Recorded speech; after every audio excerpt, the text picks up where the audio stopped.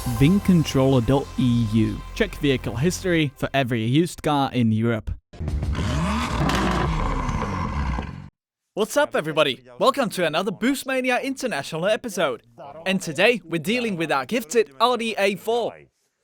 In the last episode I've mentioned that the car is getting ready for paint and we're still trying to get a hold of the front bumper support. But we finally got a hold of it and it got fitted to the car. The front bumper also fits, although we had to adjust it a bit more than usual. Well, what can you expect? It's an aftermarket part. But today we only brought the front bumper along with the trunk lid. And we brought them to this body shop where they'll get repainted. And which body shop you're asking? Well, today we're at Degreasing in Bratislava. They'll be the ones responsible for this paint job. And there's one thing we're hoping to find out today. Whether we have found a new top partner that can combine fast work, high quality, and all that for a reasonable price. And we haven't been able to find that yet. This should be the absolute standard. Yeah, but we're in Slovakia, so it's a bit more difficult. Let's hope this is the one. But don't worry, today is not about showing you a nice painted car. We'll also show you the whole process. But we'll also try to learn some top secret know-how. Because I think there's a lot to learn when it comes to painting a car. Because many people are asking us to be a bit more detailed. Well, of course we could. And that's what this whole video is going to be about. To find out how to properly paint a car. So, let's take a look. Alright, so we have the part prepared in front of us. In this case, the trunk lid, which still has the original paint. So, what's the next step? Well, firstly, we have to clean it very well. We have to get rid of all the dirt and imperfections on the part. Next, we evaluate the state of the part and find our next steps. In this case, I can see it needs to be ground down to the primer. That's because the glue used on this lip is really aggressive. The glue has even taken off some paint in here. Now we have to find all the imperfections, fill them with body filler, sand it down, use some more body filler, some more grinding, and then we can paint. So, let's wash it. So I have this question. Surely you remove these badges pretty often, because almost every car has one in the back. So you always have to remove the logo, right? Yeah, that's right. So we have to take these off as well, right? Yeah, sadly, these are usually really small letters. Don't get me wrong, there's ways around it. You can mask them off with tape. But the paint surface stays rough and it's hard to blend the two colors together. And the paint can actually start peeling off after some time. In the end, it's much easier to take the badges off before the paint. And there's two ways to go around this. One that's a bit, let's say, invasive, or some less invasive. Those don't actually damage the paint at all. So let's demonstrate. Can you see this glue? In the past, we used to take them off this way. You just took a small scraper. Now, yes, this works. But there's a huge risk of destroying the paint underneath. So, if you want to remove the badges without destroying the paint completely, there's an easier way.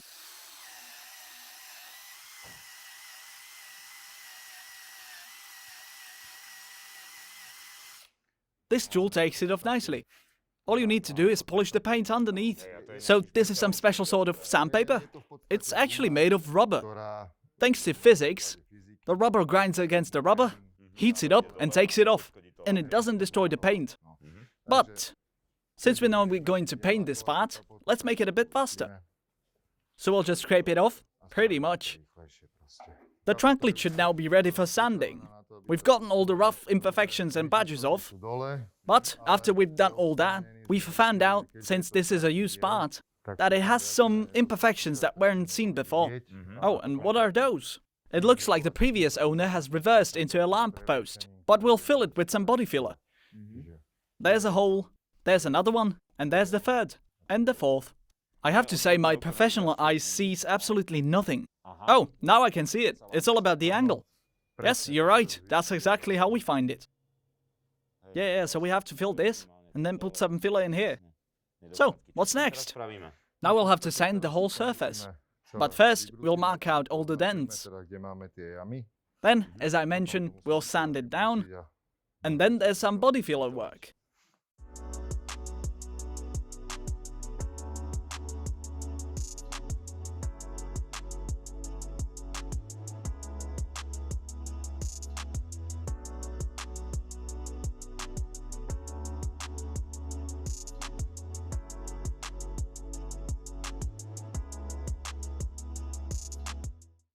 The body filler seems to have dried up already.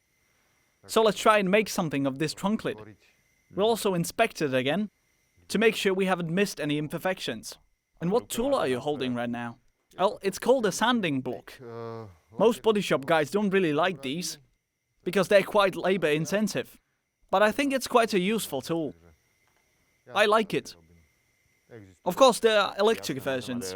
Then it's much easier. But I like to relax with this. That's good. You need to relax. Now, looking at this, it is technically a brand new part. Correct. But sadly, as we see way too often, it's an aftermarket part. That's not that big of a problem. But this one wasn't handled very gently. I can see a lot of ugly and deep scratches on it. So sadly, this will have to be filled with body filler as well. There are so many imperfections just on first sight. We'll have to get rid of those. But that's what we do. So, the body filler should be the next phase. The body filler we used up till now is actually a really oily substance. At least its surface is once it cures. So we use this kind of body filler as a boundary layer between the first body filler and the paint. And that's done so that paint adheres better, right? Yeah, it will get rid of all the further imperfections we have in the surface. There's many types of these body fillers, and each type is designed for a different task. But the second body filler we usually use still needs to be ground down after applying it to a surface.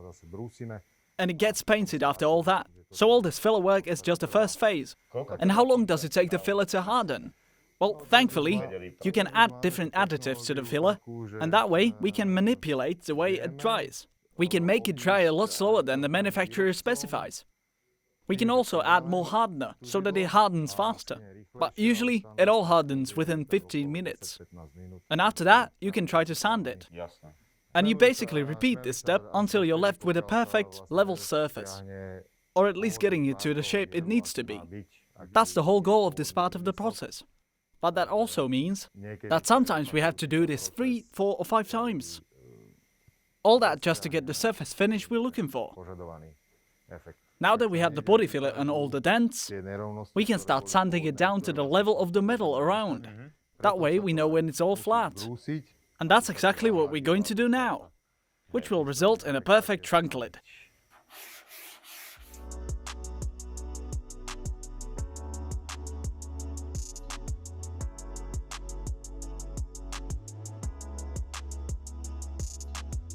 So, what you're holding right now is a type of sandpaper, right? Well, it's not really sandpaper, but it's certainly abrasive. This one was designed to be used on brand new parts, especially plastic parts. It's not as aggressive when it comes to abrasion, and it can rough the surface of the plastic up. But it doesn't pull any plastic off, so the final finish is not, as we call it, furry. A standard sandpaper could cut deep grooves in this plastic. It will also practically destroy the surface. So we use this instead. It's faster, cheaper, and creates a nice uniform matte look. If we get a brand new plastic part that's not been damaged in any way, we just scuff it up with this pad, then just one layer of body filler, and it can go for paint.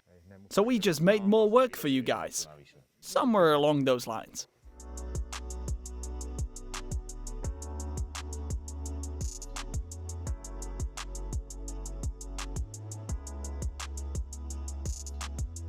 When working with body filler, you have to be careful how thick the layer you're sanding down is. We're always starting with the highest spots and slowly bring them down to the same level. And for the next layer of body filler, we choose a more fine sandpaper. And we always have to take this in a few steps. The coarse sandpaper leaves some marks in the plastic. So we take those off with a finer sandpaper. Those scratches and grooves usually start showing through the paint after some time. And that's simply because the paint layer above them is not going to be thick enough in some places. Yeah, that makes sense. The point is to always cover everything evenly. There's still one layer of primer that's left to go on here. Alright, so after this, we're ready for the primer. That's right. When working with body filler, it's always great to use some primer on top, since there are so many types of body filler. The primer can actually mask some imperfections, up to a few millimeters. At least this one does, because it gets sprayed on really thick. There are even some types of primer that can fill in up to 0.5 centimeter. But in this case, it's kind of useful to use that. We don't have imperfections that big. So, this type of primer is mainly designed to be used on plastics. Nowadays, the primers are usually colored with a bit of silver, but it used to be a colorless fluid in the past. But the painters couldn't actually see very well where the paint was already applied. And that's actually a big deal, especially when it comes to plastics. Everywhere where there's not a sufficient layer of the primer, the color will just start peeling off. So that's why the primer nowadays is usually silver colored.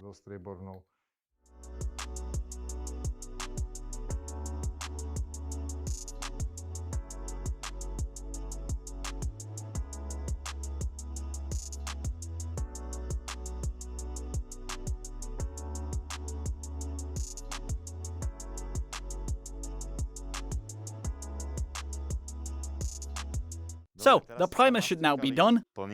Yep, 2 layers of the stuff. It's a good rule of thumb to always use 2 layers of primer. Of course, you modify that recipe based on the condition of the part you're painting, but the manufacturer recommends 2 layers. And after you were done with that, you painted over it with a black spray. What was it? Well, it's called a control spray, and every body shop guy knows it. But we'll see its purpose tomorrow, once it dries up a bit, and once we're ready to sand it off. But it makes the job a little bit easier. If you look at the details in a good light, you can see the surface finish is really porous, like an orange skin. I can see that. And that's exactly what this control spray is for. It shows us where all the pits and valleys are and how far we can sand it down. A really skilled painter doesn't necessarily need to use this. If you're skilled, you can see it with your naked eye and make it perfectly smooth. A less experienced painter uses this. And that's not to say I'm a less experienced painter. Wouldn't really think that. Yeah, so essentially, it's just used to show you how much more of the paint you can sand down. It's just a small helping tool. And the next steps in this process are that we'll leave this to dry. That's right, now we have to let this dry for at least 8 hours. But we can start working on it as soon as tomorrow. We could theoretically do it a lot sooner, by curing the paint with high temperature. But I wouldn't really recommend that. And that's just for one reason. The manufacturer has specified that it should dry that way, so I like to keep it that way. If we were to cure this in high temperature, then the chemical process can be made faster, but it's usually to the detriment of the quality of the final product. So, let's let those parts dry in peace, and we'll see you tomorrow. Welcome back, it's the next day, and we're right back where we're at tomorrow. Let's look at some next steps in the painting process. I'm sure the master painter will tell us everything. Welcome back. The primer is completely dry now, so we can start with the second phase. And that's sanding down the primer and preparing it for paint. You explained the control spray yesterday to me, so what should I look for right now? Right now, if you look at the surface while it's getting sanded, you can see that there's some spots where the primer has already been taken off. But basically, once again, it's just to see where we sanded and where we did not. And it helps us get the surface perfectly level. It's the same with all the body parts. You want them to be as flat and smooth as possible. But you can see it pretty nicely right here. Right in this spot, the control spray tells us that this surface is not smooth. And now, when we continue sanding through the control spray layer... Oh yeah, I can see the control spray disappearing. Exactly. It helps us highlight all the imperfections we still have here. And that way, by the time we sand it off, the surface is completely flat. Of course, we'll still sand it down with a special sander to get rid of the grooves we're creating now. And then there's even more steps after that, because there's 2 ways of sanding. There's dry sanding and wet sanding. And right now, we'll be using the wet sanding technique. And what's the difference between them? Well, with the dry sanding technique, you won't be left with so much mess afterwards. You see, when you're dry sanding, it creates a lot of dust, but that's all. And that's not really a problem since we have good ventilation in here. But with wet sanding, you catch all that dust in the water, but you're left with a lot of dirty water afterwards. Oh, so essentially, it's just that the water catches all the dust, but it pulls down. Well, if you were to do it the right way, you would first dry sand it with a coarser sandpaper, and then wet sand it to finish the details with a softer sandpaper. At this point, we usually use 320 grit and higher. And when it comes to machine sanding or wet sanding, we use 800 grit and upwards. That way, the surface gets more and more flat with every pass. And all that work means that when you spray the final layer, it doesn't look like an orange peel.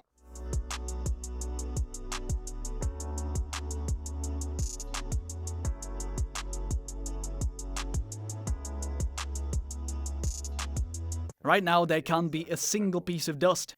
Well, this is not really about the dust. Since we're in a body shop, there's a whole bunch of oily stuff that can touch the paint. So, before applying any paint, we have to degrease every spot of this part that we're going to paint.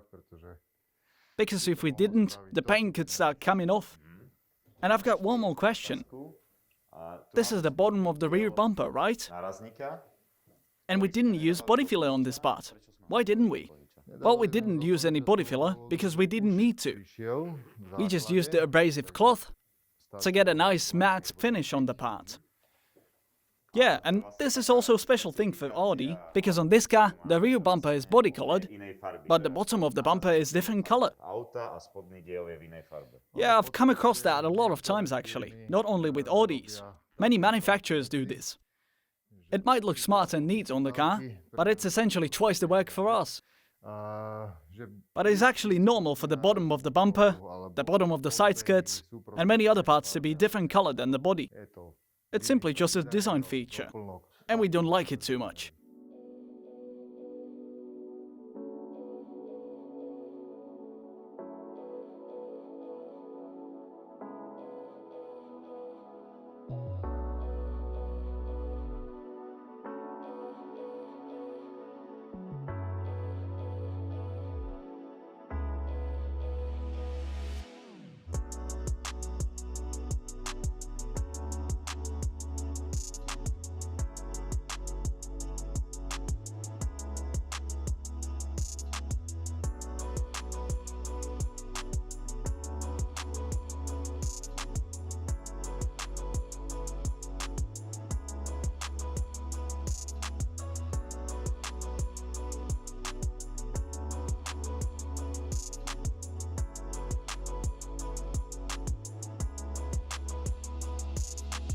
So, now we finished applying the 2 layers of clear coat, which I'm guessing has to dry as well. Right now it's being ventilated, and after that it will cure in temperature. So we'll add some wood to the fire.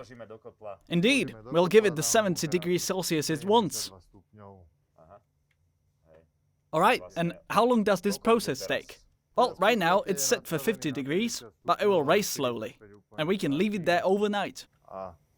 And when we come back tomorrow, it's going to be done. So, it's the next day, the parts are dry, and this rear bumper is assembled together, since it's made of 2 parts with separate colors. So, what's the next step? Is this the final finish we were looking for? Well, it depends on you. It can be the final finish, but it doesn't have to be. If you'd want this to be absolutely 100% perfect, and mainly better than the factory paint it came with, you can take it to somebody to buff it and make it even shinier. Maybe they can remove small contaminants in the paint.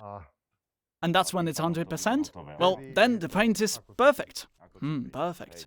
So, if you see someone claiming they have perfect paint on the car, well, they don't, until they've gone through this. Or usually when people say that, their car has been crashed twice. Yeah, that's right. So, we'll pack these parts up, and we'll take them to Racing. There, they'll get installed to the A4, and then we can finally continue on fixing all the electrical problems. So, see you in the next one.